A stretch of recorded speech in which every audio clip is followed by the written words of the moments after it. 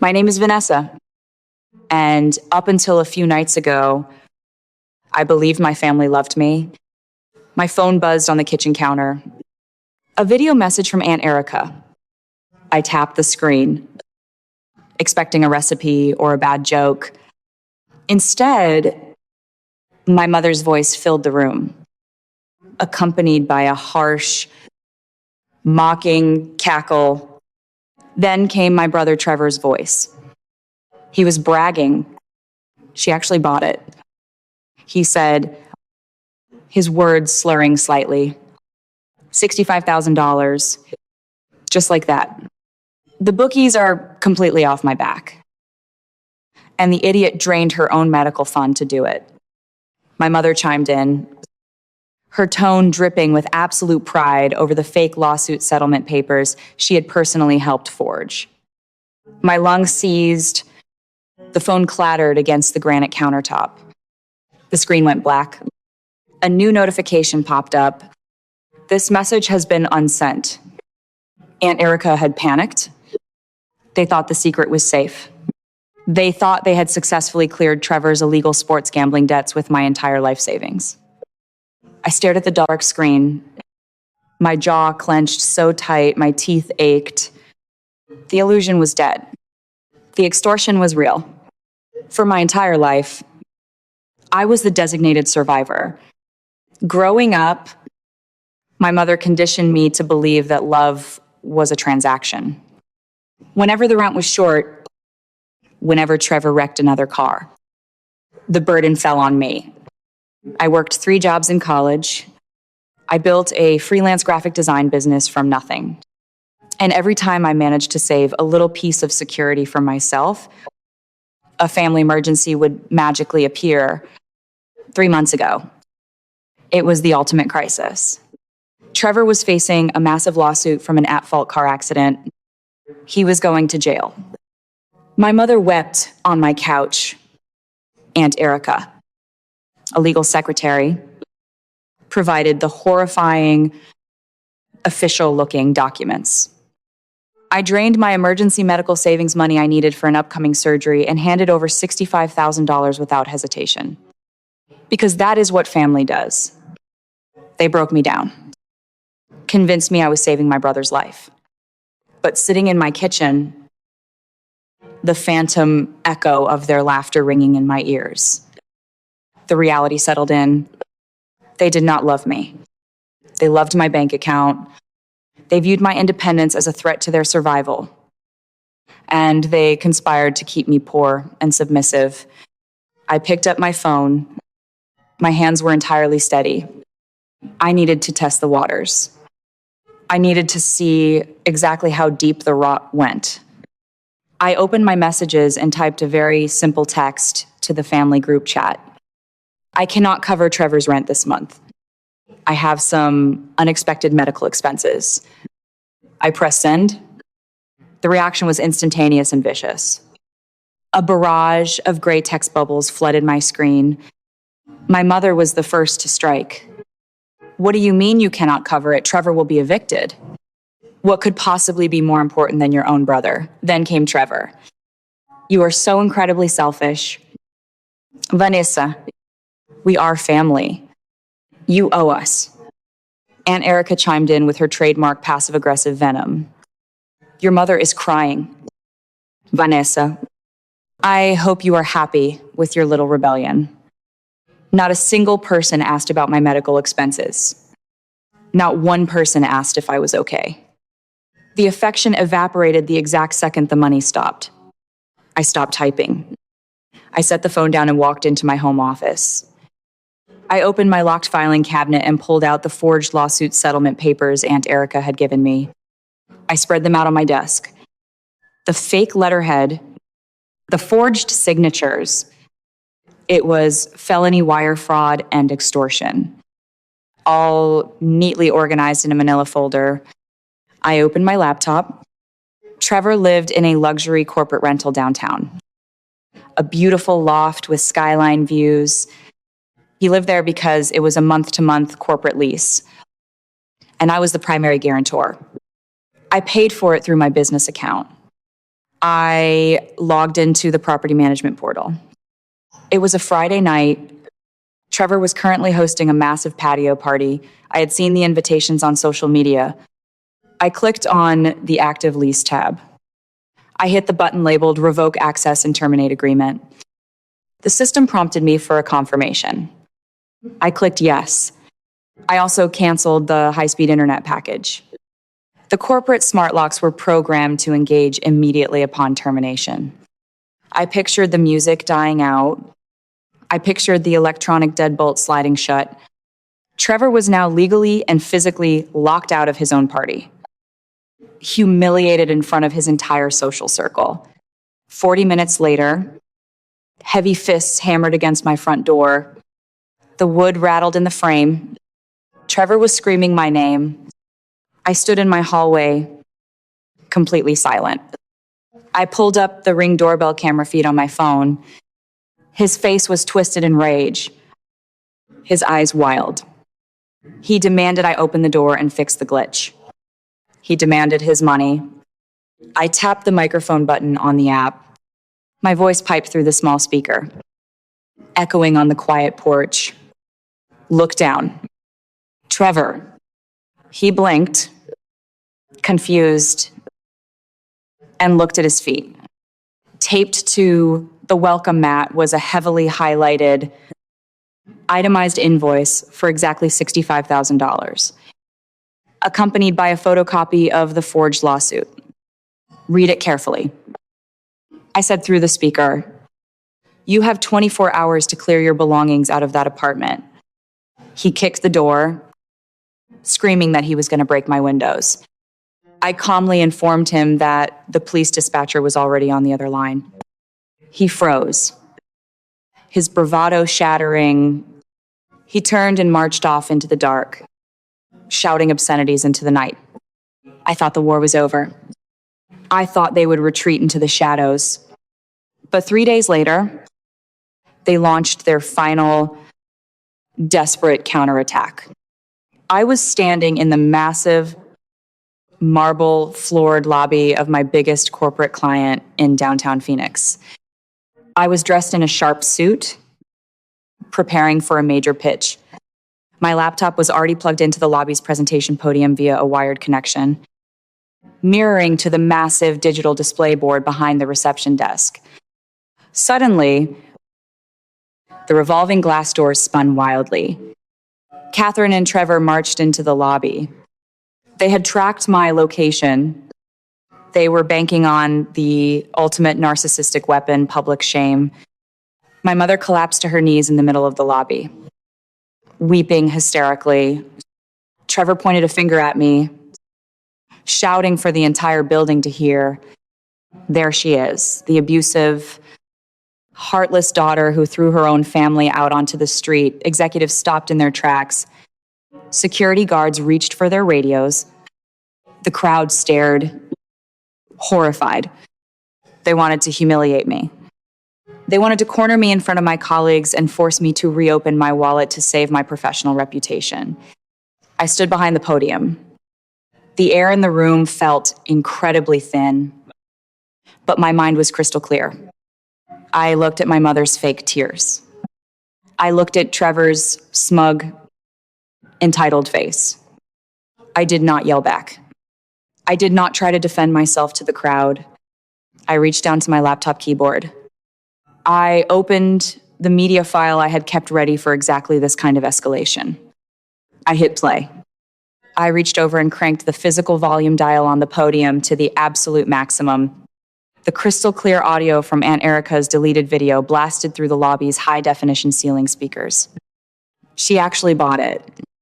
$65,000. Just like that.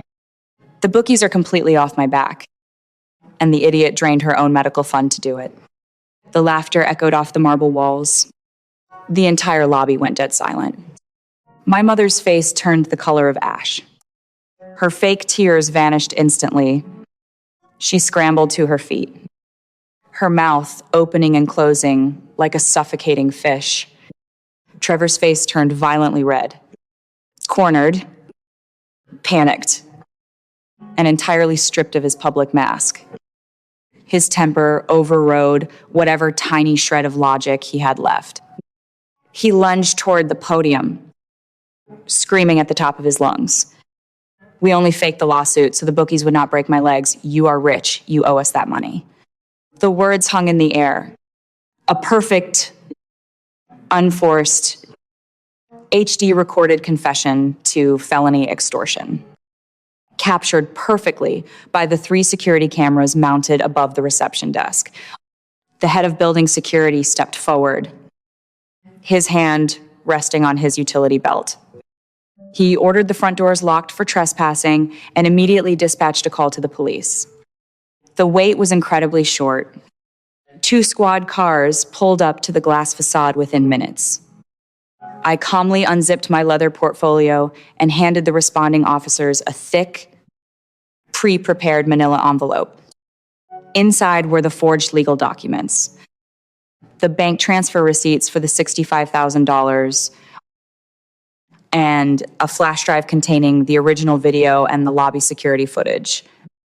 An officer grabbed Trevor by the shoulder, spinning him around and snapping handcuffs onto his wrists. Trevor screamed for our mother to do something. Catherine, trembling uncontrollably, pulled out her phone and frantically dialed Aunt Erica. The speakerphone was loud enough for me to hear. It rang exactly 1 time before the line went dead. Erica had blocked her. An officer looked at Catherine and shook his head. "Your sister called us this morning." "Ma'am," he said coldly. She surrendered her notary stamp and handed over the original drafts of the forged lawsuit to secure an immunity deal for herself. "You are entirely on your own." Catherine dropped her phone. It shattered on the marble floor. She looked at me, begging for mercy with wide, terrified eyes. I picked up my laptop, turned my back on her, and walked toward the elevators. I stepped out of the building later that afternoon and walked into the blistering Arizona sun. For the first time in my entire life, I could actually breathe. The justice system moves slowly, but it moves with devastating precision. 9 months later, I sat in the back row of a sterile courtroom. The judge brought the wooden gavel down with a sharp crack. Trevor was sentenced to 6 years in state prison for felony wire fraud and extortion, with eligibility for parole after 4 years. My mother avoided prison time due to her age and lack of prior offenses, but the court ordered a massive financial restitution. They were legally mandated to repay the entire $142,000 they had siphoned from me over the last decade, accounting for damages and legal fees. My mother had to sell her house. She moved into a tiny, run-down apartment on the outskirts of the city. The community she had spent decades impressing with her fake wealth completely ostracized her. Her church group stopped calling. Her neighbors turned their backs. She lost the only thing she truly cared about, her pristine social reputation. 3 months into Trevor's sentence, a battered envelope arrived in my mailbox. It had a Department of Corrections stamp on the corner, the hollow echo of a desperate parasite. I opened it. The letter was a masterpiece of manipulation. He wrote about how much he missed his big sister. He wrote about how family always makes mistakes. But blood is thicker than water. He ended the letter by asking if I could put a few $100s on his commissary account. I stood in my kitchen, reading the frantic, messy handwriting. I did not feel a spike of anger. I did not feel a lingering sense of guilt. I felt absolutely nothing. The trauma bond was broken. I walked over to the paper shredder, fed the letter into the metal teeth, and listened to the satisfying hum of the blades destroying his empty words. I went back to making my morning coffee. My life now looks nothing like the anxious, suffocating existence I used to endure. I bought the house I had always wanted. a quiet place with a large garden and a heavy, solid oak front door. I surrounded myself with a chosen family. Friends who check on me when I am sick. Colleagues who celebrate my victories without expecting a financial payout in return. A partner who understands that my peace is sacred and fiercely protects it. We host dinners where the laughter is genuine, where no one is secretly keeping a ledger of debts, and where love is freely given, never demanded. I finally understand what a real home feels like. It feels light. It feels safe. If you are watching this and my story makes your chest ache with familiarity, I need you to listen to me very carefully. The hardest prison to escape is the one built by the people who raised you. Narcissists and manipulators do not love you. They love what you provide. They love the comfort your anxiety buys them. They will weaponize your empathy, manufacture endless crises, and use your own beautiful, giving nature as a chain to keep you bound to their chaos. But you hold the key to those chains. You always have. Rule number 1, true family protects your peace. A toxic family demands you sacrifice yours to fund their survival. Blood does not give anyone a free pass to abuse you. Loyalty is earned through mutual respect, not assigned by biology. Rule number 2, the moment you finally set a boundary, a manipulator will treat it as a declaration of war. Let them fight the wall. They will scream. They will cry. And they will try to publicly shame you. Stand your ground. Their extinction burst is not a sign of your cruelty. It is the ultimate proof that you were never a person to them, only a resource. Watch them expose exactly who they are to the world. Rule number 3, you can never buy genuine love. If the affection stops the exact second the money stops, you never had a family. You had dependence, and toxic dependents will always betray each other to save themselves. You owe nothing to people who view your suffering as the acceptable cost of their comfort. Have you ever found yourself funding someone else's comfort at the cost of your own survival? Have you ever drained your own cup just to pour it into a bottomless pit? When did you finally realize that saying no was not an inductive act of selfishness, but an absolute necessity for your own survival? Share your story in the comments below. Speak your truth. Because sometimes the absolute bravest thing you can ever do is allow yourself to become the villain in their delusional story, so you can finally be the hero in your own. Wow. Let us take a collective deep breath. I know exactly what you are screaming at the screen right now. You are sitting there thinking, how could she just hand over $65,000 without verifying it? Why did she wait so long to cut them out of her life? It is incredibly easy to judge from the outside. But let us break down what really happened here. Because Vanessa's story is a brilliant masterclass in both psychological manipulation and street-smart financial self-defense. First, we need to decode the psychology of the trap. Vanessa was not foolish, and she was not weak. She was trapped by something behavioral psychologists call the slot machine effect, formerly known as intermittent reinforcement. When you grow up in a deeply toxic family dynamic, the manipulator does not treat you terribly 100% of the time. If they did, you would just walk away. Instead, they give you tiny, unpredictable crumbs of hope, a momentary smile, a fake tear of gratitude, a fleeting second where you finally feel like a valued daughter or sister. Every single time Vanessa opened her wallet to save them, she was pulling the lever on that slot machine, desperately hoping that this time she would finally hit the jackpot of genuine, unconditional love. They addicted her to being their rescuer. But the exact second the illusion shattered, Vanessa flipped a switch. She executed one of the coldest, most effective financial self-defense strategies I have ever seen. Let us look at her smart moves. Move number 1, the audit strategy. When the truth came out, Vanessa did not call them crying. She did not argue. She went straight to the paperwork. Scammers, even the ones you shared DNA with, absolutely hate details. She pulled the forged settlement papers, identified her exact legal leverage as the primary guarantor on that luxury corporate lease, and shut off the financial tap at the source. She evicted the parasite instantly. Move number 2, building the case. Notice how she handled that horrifying lobby ambush. She did not try to shout over them. She let them talk.